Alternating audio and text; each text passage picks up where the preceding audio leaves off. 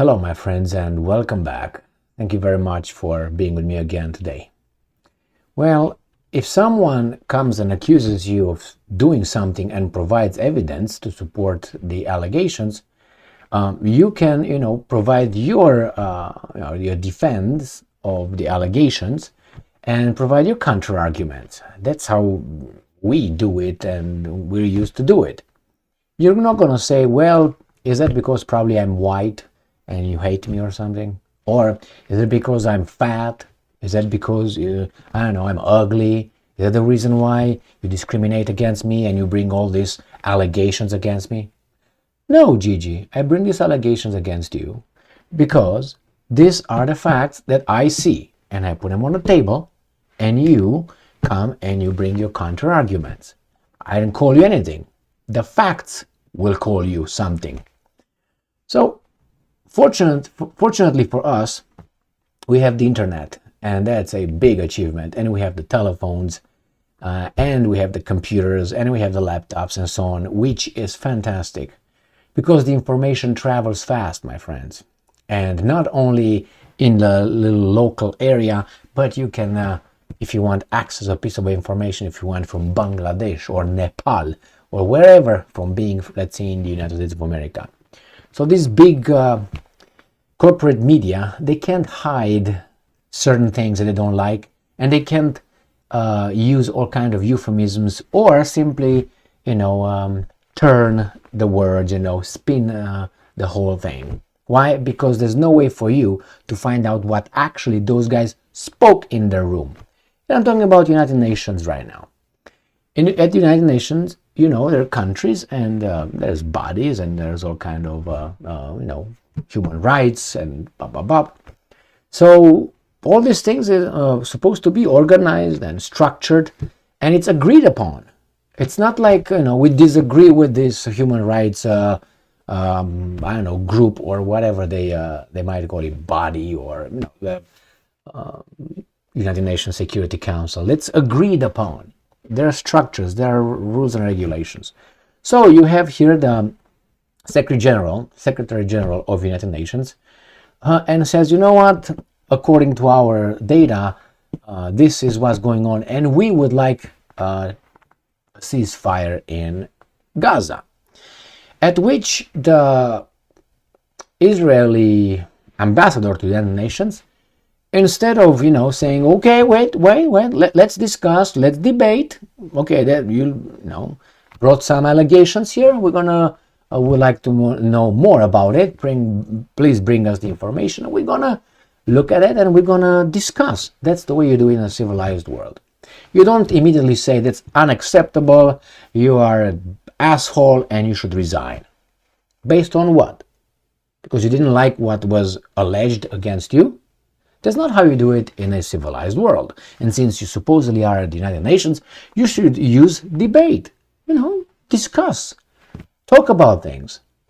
Now, let me show you the whole thing here. And pay attention to the words used by this weasel media. Agence France Presse. United Nations chief. He's a chief. Woo! He's a chief. He's not a Secretary General. He's a chief. Already, I think, it's a downgrade. A chief alleges law violations in Gaza, angering Israel. Well, if people can allege things, that's a long way to prove those things. We can allege, and we debate, we discuss. You say, okay, can you submit the evidence to your allegations? And I will respond. That's how it goes. Why do I get angry? Okay, I might not like that, but I still use that kind of method of, discussion, debate. No, angering and demand resignation. Probably because Guterres, the UN Secretary General, is an anti-Semite or something. So let's see what these guys are saying here. United Nations Secretary General Antonio Guterres on Tuesday alleged violations of international law in Gaza and urged an immediate ceasefire as Israel pounds the Palestinian territory in response to Hamas attacks. With the crisis deeply dividing the Security Council. Now let's look, alleged violations of international law. You know that collective punishment is against the law. You know that turning off or depriving a group of water or electricity or food, it's a violation of international law. Does that occur in Gaza? That should be the question, and then the other person should respond. We have already the facts available and the statements by the Israeli Defense Minister. So I don't think there's any debate there. It says immediate ceasefire. Revenge is not a way of settle things. And in self-defense, you can't commit international crimes or break the international law and do war crimes. You're not allowed, okay? No one is allowed to do that. And he says that Israel pounds the Palestinian territory. Is it correct? Yes. Does Hamas hit Israel? Yeah, they use rockets. So, a ceasefire would be good? Or let them fight? Which one do you think? In response to Hamas attacks, which is true, but the history does not start there. You'll see. With the crisis deeply dividing the Security Council, Israel voiced anger of the UN chief's plea before a high-level session of the Security Council, where the Palestinian foreign minister in turn denounced what he described as inaction in a conflict that has killed thousands on both sides, mostly civilians. Opening the session, Guterres said there was no excuse for the appalling violence by Hamas militants on October 7, but also warned against, quote-unquote, collective punishment of the Palestinians. Collective punishment is destroying a group because someone committed a crime. So let's say your father commits a crime, and then you have the tanks or the rockets destroy your house and your whole family. Everybody's punished for one person. That it is. We don't have that, as if I remember correctly, in the Roman law. I know that comes in the Old Testament, but that's a different story. And it says here, I am deeply concerned, pay attention to the words in English, I am deeply concerned about the clear violations of international humanitarian law. You deprive a group of water, electricity, fuel, food, that is clear violation of international humanitarian law. I don't think that's a debate over there. That we are witnessing in Gaza, so far so good. Let me be clear, no party to an armed conflict is above international humanitarian law. Correct or not correct? So what is that is wrong about it? Guterres said without explicitly naming Israel. Guterres also said that the Hamas attacks... Are you coming up?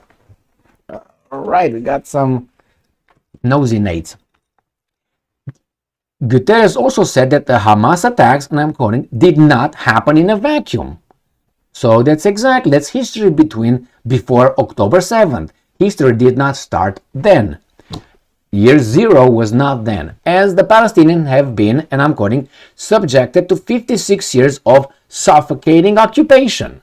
Now, are Palestinians under occupation or not?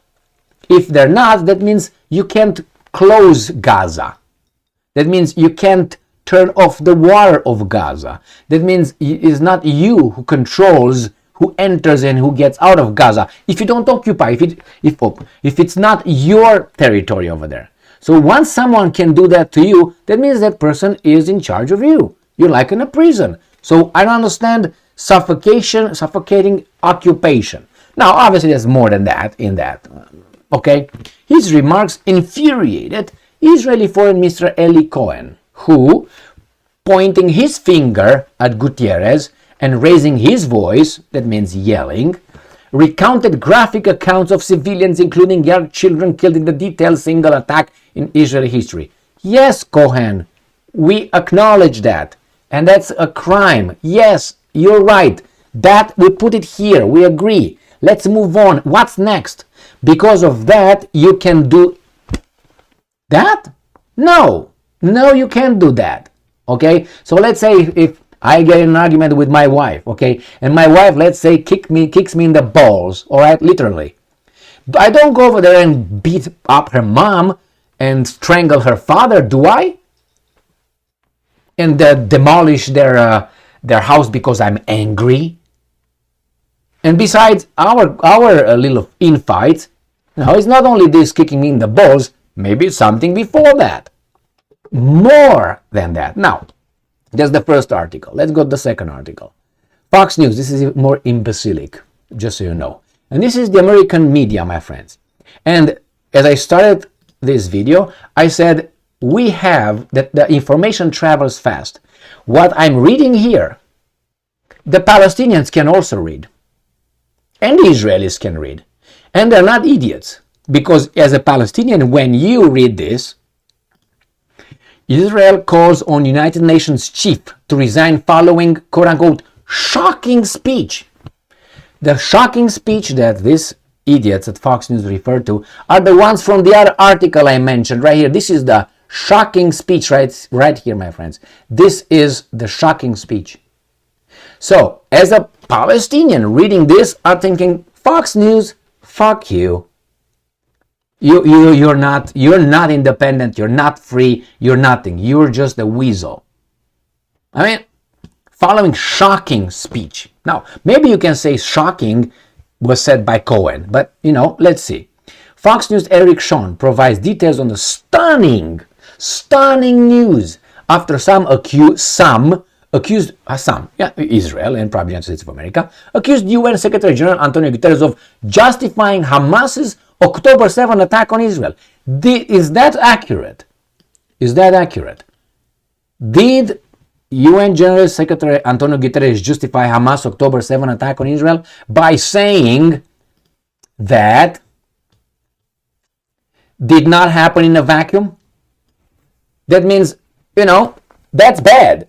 But you did something before, they did something before, you did something before. Unless you think, and they do think, they have never done anything wrong. They were forced to defend themselves, and that's on them.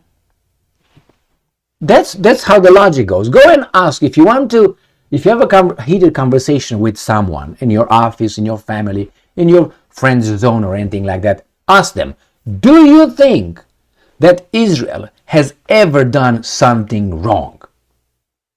And say, without saying after your answer, don't say but. Just say yes or no. And if you say yes, give me a few examples. Can you give me 3 examples? I'm not going to say 10 or 5. 3. Do you know 3 examples? If that person doesn't have 3 examples and the answer is they have never done anything wrong, your conversation is over. You can't talk. You just be careful so you don't get kicked in the balls or poked in the eye or something like that, like a sissy. You know what I mean? Don't that's how it is. Be careful not to be sucker punched or something like that, or slapped like a bitch slap. Because you can't discuss. They really believe. If you don't believe me, watch the video I made with Dershowitz and that communist, what's his name always? Dr. Cornell. They're at Idiot Hannity show. And you're going to hear Alan Dershowitz, saying that Israel never killed any civilians, anything, nothing. That is the attitude. You have nothing to talk about it, because then from there on is just force. Who has more force is going to decide, because you can't argue. You can't. Illogical. They really believe that, and I don't think that's accurate. Is it called in a certain way if I have doubts or if I have examples? All right, my friends, so remember, the Palestinians see this, and the people around the world. All right? Stunning news. Shocking news. And then these guys tell you not to travel in the Middle East. How can you travel when they will lump you with Fox News as an American? Because Americans get their news from Fox News, from Fox News. They get their news from there, and they will argue with you. But ask them this. What I just said. Anyway, my friends, here it is. No debate. You're just this, and I wanted to resign. Okay, well, why? Did you counter my arguments? Did you bother to bring any evidence? He just said, well, have you seen what happened to our kids? Yes, we've seen. Horrible. That's a war crime. Yes, we got that. But you can't commit war crimes. You can't commit humanitarian crisis over there. I mean, you understand that? No. All right, fuck off then. Thank you very much for being with me again today. Stay strong, stay smart, look for the truth, and be just.